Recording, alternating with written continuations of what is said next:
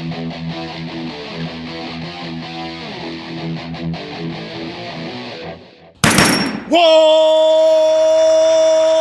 up, nerds and nerdettes and wee little nerdlings all? It's your buddy Big Johnny J from Two Gun Pixel presents Legendary Gaming! Yes, indeed. Thank you, everyone. Thank you for clicking on and watching this video. Thank you all for subscribing to Two Gun Pixie. It makes our day every time we see that we have a new subscriber. So what I'm doing here today is a little bit of an extra. It's a Thursday. I'm usually not outside filming on a Thursday. But besides the fact that it's lunchtime and I really don't have anything to do right now on my break, I came across some photos. So there are some photos in my phone that I found that are serving no purpose, just staying in my phone. So might as well just going to erase them. However, they're gaming photos, and I don't like to just erase gaming photos.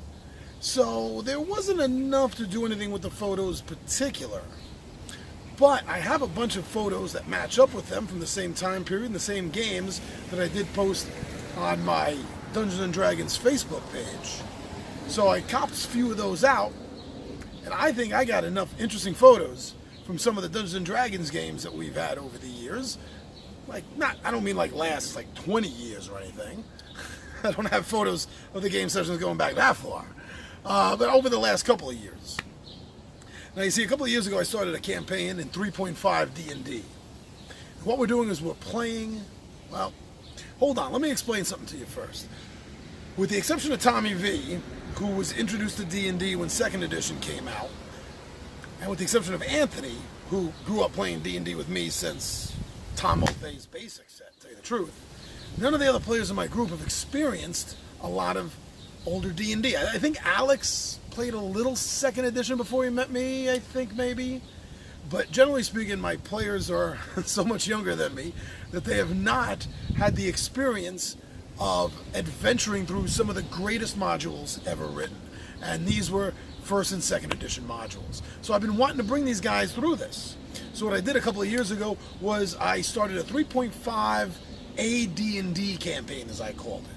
So we're using, basically as a setup, 3.5 rules, and I'm updating the classic AD&D modules to match with the rules. And wherever need be, I'm DM fudging this or that to make it all work. And it's been working great. So real quick, before we get into this slideshow I want you guys to see, I'll let you know that what we did was I started everyone off at 1st level. Now for the longest time I usually start players off at 3rd just to make it a little easier. But this, I wanted them to have the full feel of classic D&D modules. So I started them off at 1st level. It's a Greyhawk setting. I love Greyhawk. I got my teeth on Greyhawk. I know Greyhawk. It was a Greyhawk campaign that centered out of Keoland. And in the first adventure, they ended up, what was supposed to be a boat ride, turned out to be a magical war between boats. Long story short, they got blown away, literally blown up and away, and landed in the Sea of Dust, deep in the Sea of Dust. And that's where they encountered the first module, the Lost City, which was a basic set module. And again, I updated and made it worthwhile for 3.5. So that was the first module. After that, we did an expert module, Chateau d'Amberville, Castle Amber, which actually, oddly enough, was a module that when I was a little kid, Anthony bought me because he was with his mom or his aunt and they saw it in the store and he thought it looked cool. Well, it's turned out to be one of my favorite modules throughout all these years. So good pick there, Anthony. Anyway, from there, those two were just the setup. Those two were the setup. Because getting out of the Lost City threw them into an alternate dimension, a parallel plane of existence where Castle Amber takes place. And that's the way the module is written. It takes place in another dimension.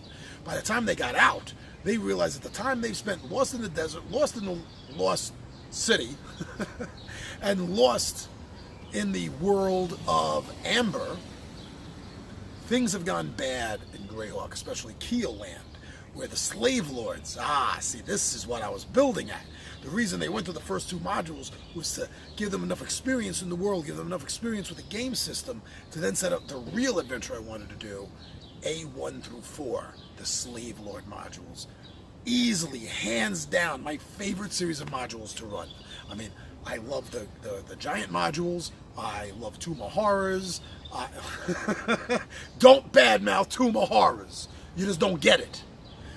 Queen of the Demon Web Pits. I love all those modules, but the 4 Slave Lord modules are amazing. To this day, I think it is the best long-term series set of modules ever come out for D&D. So that's what we did. We ended up doing those 4 modules after that, and they loved it. So most of these pictures come from that run. In fact, they all come from that run. Every picture in here is going to be from somewhere during our I'll run through the Lost City, Castle Amber, and then 1 through 4 of the Slave Lord modules. So I've been babbling long enough, 5 minutes already for this short intro. So why don't we just get to it, chill out, watch this slideshow, and see how my game runs. I think you're going to enjoy it.